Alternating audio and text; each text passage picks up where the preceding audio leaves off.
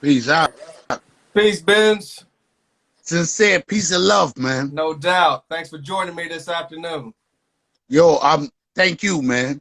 You heard? No doubt. I'm very appreciative, man, because you're supplying, you imagine having a voice to say something, but don't have a platform to say it. You dig? Right. So, salute to you, OG. Salute to you. I appreciate you. Yeah, brother, I appreciate you too. Before we get into Let's go, man. What it do? Before we get into some Drednotz history and Benz, how have you been staying busy during this quarantine time? Actually, what I've been doing is I've been working off the clock, sitting off the books and writing and getting my mind together and working on a business plan, OG. You know what I'm saying? Because I'm going to tell you something, right? It's ironic you said that because, excuse me, you can't do nothing without money. I don't chase it.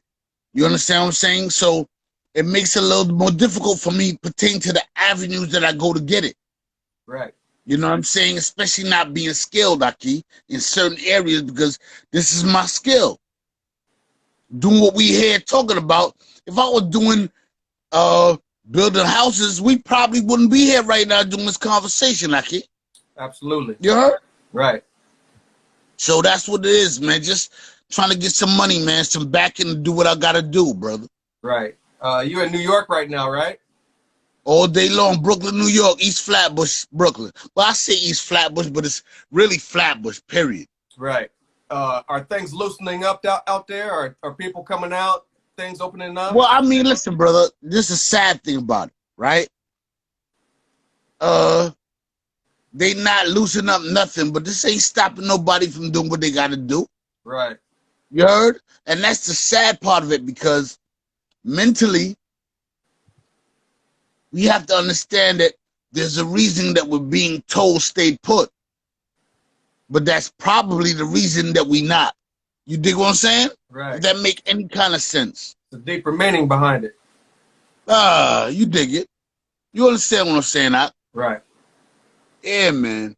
I mean, I'm looking kind of bugged out. Can you see me, OG? Yeah, we can see you. We're just glad to have you today. Man, I'm glad to be heard, glad to be seen. I'm glad for this platform, you heard? No doubt. Well, Lord. You was talking about Brooklyn all day, every day. Can you take us back to where you were born and raised and kind of a day in the life of Benz? Well, actually, what you mean is back in the days, things was a little different for me. You know, with growing older, alhamdulillah, you gain wisdom, Aki. So you do things a little different. You know what I'm saying? But back then, it was war, son. When you going to school, you going to the store, it was war, bro. You heard? Like you were liable for somebody to go in your mouth, come home without what you left with. You know what I'm saying? Right. It was that kind of ball game in Brooklyn, New York. Everywhere. You know what I'm saying? Right. Now, what else were you saying, Aki? What else you wanted me to add on to pertaining to that? Just a day in the life growing up and some of your earliest memories of hip-hop while you was on the block in Brooklyn. Well, actually, I'm going to tell you what put me on to hip-hop. A brother, I went to school on Newkirk Avenue in Brooklyn, New York, called St. Stephen's at the time. Now it's the School of Crown Heights, but it ain't in Crown Heights. You dig what I'm saying? Right. These motherfuckers be like mentally kind of trip niggas out from the gate, son. You know, so he came to me, he was like, yo, we was listening to like BDP, My Philosophy, Greatest Entertainer, Eric B. and Rakim, Cool G Rap. It's crazy. Bumpy Ducks, we was bugging. We was listening to all the vets, bro. You know what I'm saying? The brother came to me and was like, yo, let's start a group. You know what I'm saying? And we did. It was called Point Blank Productions. Sip of Rock. I do Sip of Rock at the time. I first started off as Perfect P. and went from there to Decoy. Bugging out. That sound crazy, right? Decoy. All right. But it was like, tagging. You dig what I'm saying? Can you give us a time frame with all this? What time frame? What are we talking about? Late 80s? That's probably like, actually, that's like, I'd say 90. 90. You know what I'm saying? 91. Okay. Around there somewhere. Okay. You know what I'm saying? I might be incorrect pertaining to being accurate and on point. But if I'm not incorrect, it's around that area somewhere. Okay. So from this point on, do we form the Drednotz, or what are we doing at this point in time? Actually, I'm going to tell you the truth, right? The Drednotz actually was an idea. Actually, the Drednotz came from an idea. From, you remember back in the days, we was cartoon heavy. You know what I'm saying? We used to watch Transformers. Used to watch G.I. Joe, all that shit. All day. So they had a show called G.I. Joe, a cartoon. And I used to watch it, and I remember the Drednotz with a K. And I was like, Zartan and the Drednotz. You know what I'm saying? I was like, oh, hold on.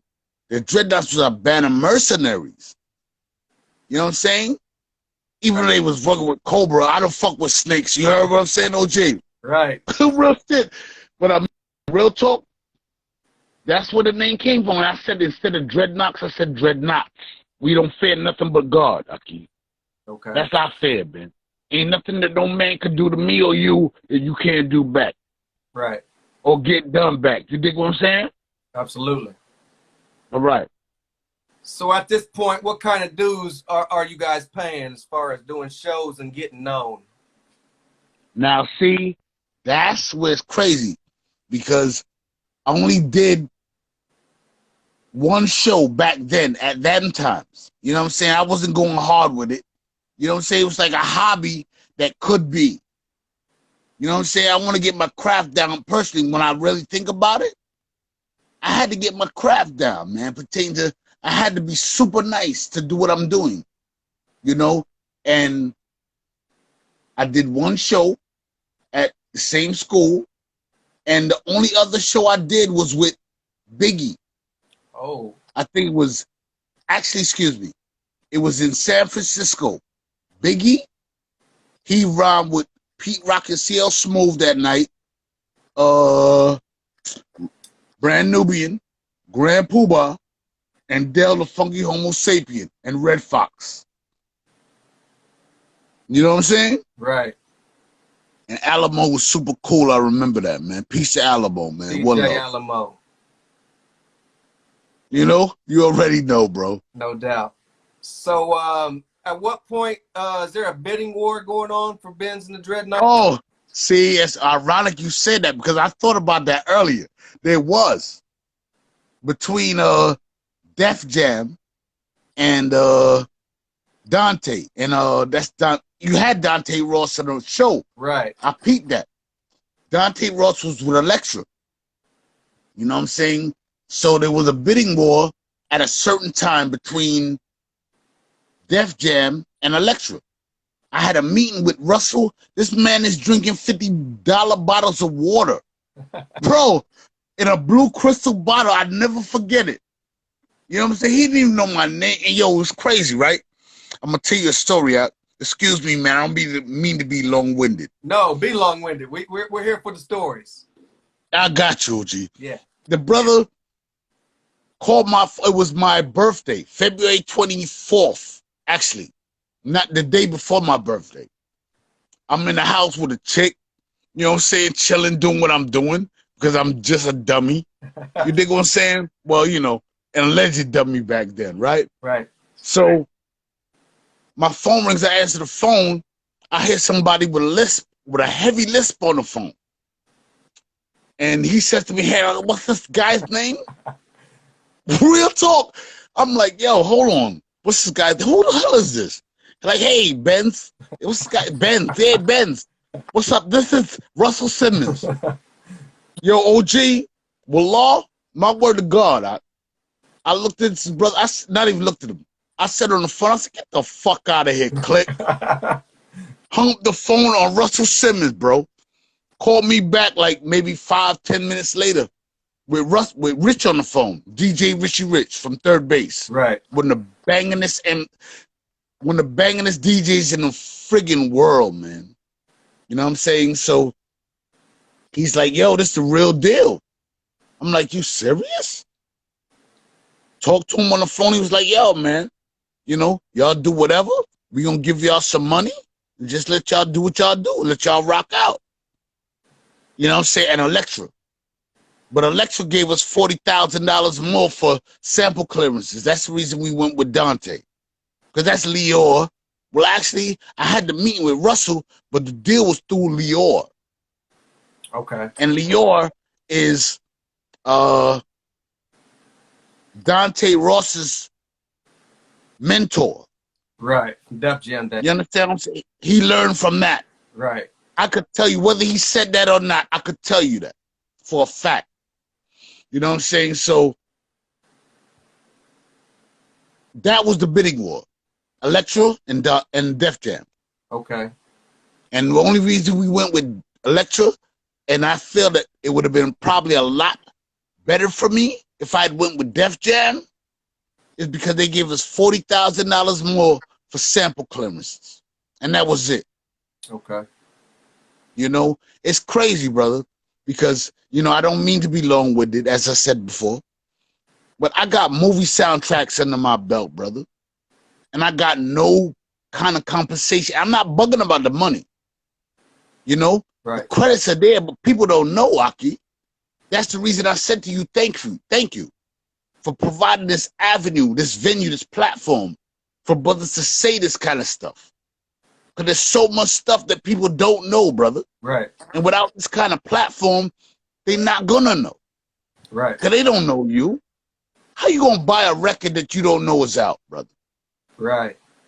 You understand what I'm saying, OG? Absolutely. Yeah, man. But the bidding war was between Elektra and Def Jam.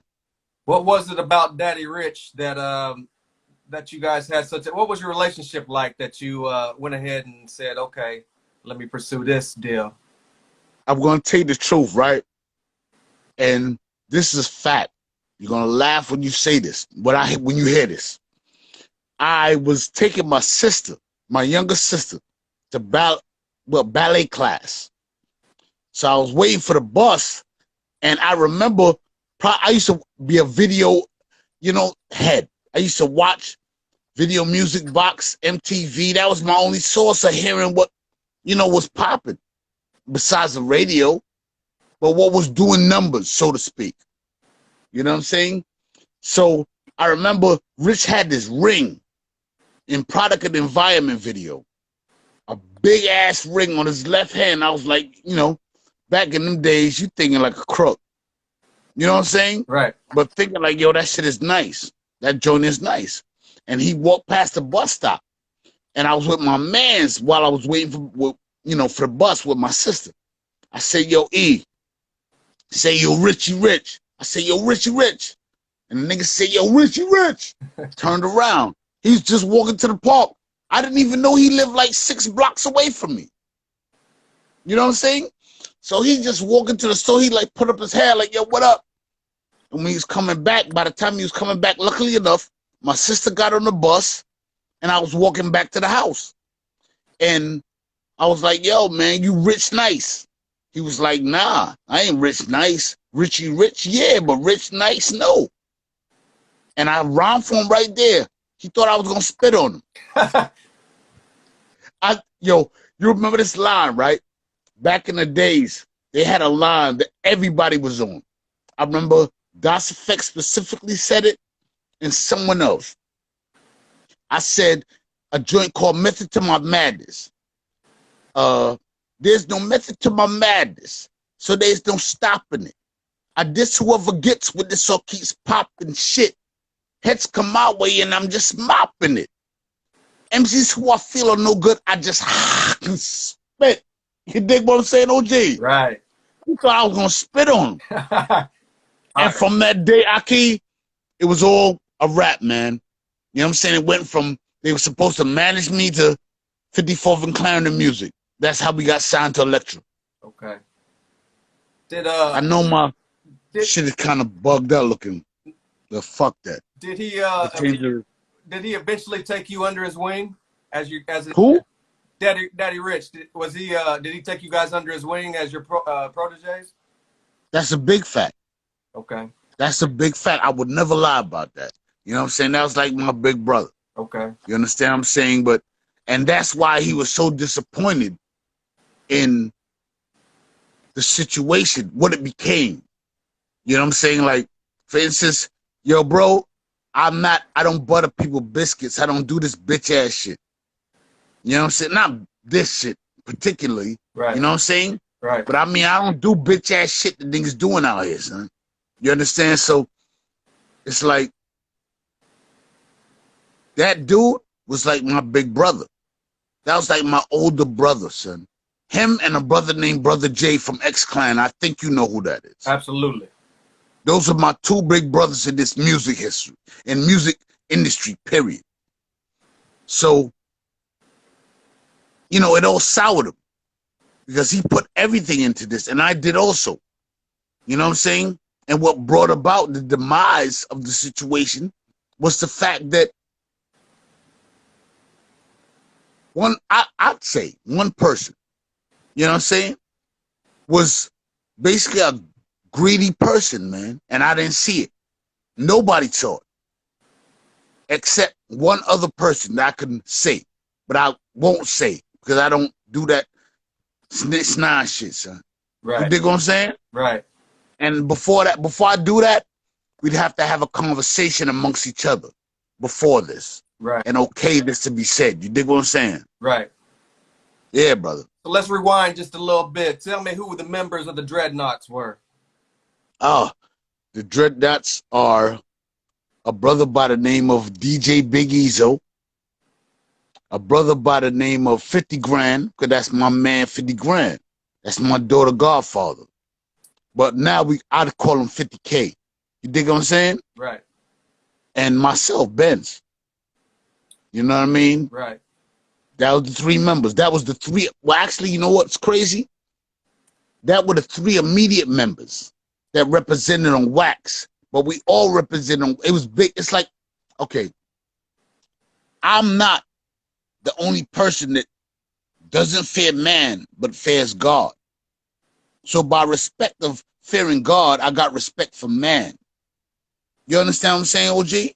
Right. So you're a dreadnought, brother. We all are dreadnoughts. That's what we do. That's how we live.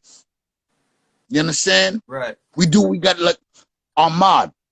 Let's go there. You know what I'm saying? Ahmad Arbery passed away. That was God, brother. You understand? He's like, yo, listen, man, if I got to go out, I'm going for mine. Fuck it. You know what I'm saying? Right. These devils already got me in a smash, got me in a bad situation, so I got to go for mine. That's God. You understand? Even though the outcome is something ugly, but, you know, it's like, it been the same thing either way, bro. There's no winning with that. But at least he fought for his, brother. You understand what I'm saying? Right. Yeah, man. So take me back. What was it like being on a label full of legends? You had KMD, Pete Rock, CL Smooth, Brand Nubian. What was it like being at that label? Elektra. And Old Dirty Bastard was on the label too. Absolutely. Busta Rhymes, Leaders of New, you said that. But actually, I'm going to tell you the truth. You know, and that's the part of being younger that you bug out about. You know what I'm saying? That when, you know, you're older looking back. Wasn't even thinking about that, brother. Wallah, my word to God. I wasn't even thinking about none of that. You know, now I look back like that's something to be honored about. You know what I'm saying? That's a privilege. But these are legends. You understand what I'm saying? Like right. Pete Rock and CL Smooth, Brand Nubian, KMD. Dell, KMD, Sub Rock and Zeph. Come on, man. Crazy, man. Oh, yo, the record that you had played with the advertisement for this. the Prime Minister Pete Nice and Daddy was record, Three Blind Mice. Oh, yeah. My dude George, Curious George. Right. You know what I'm saying? And listen, by the way, this is shameless plug.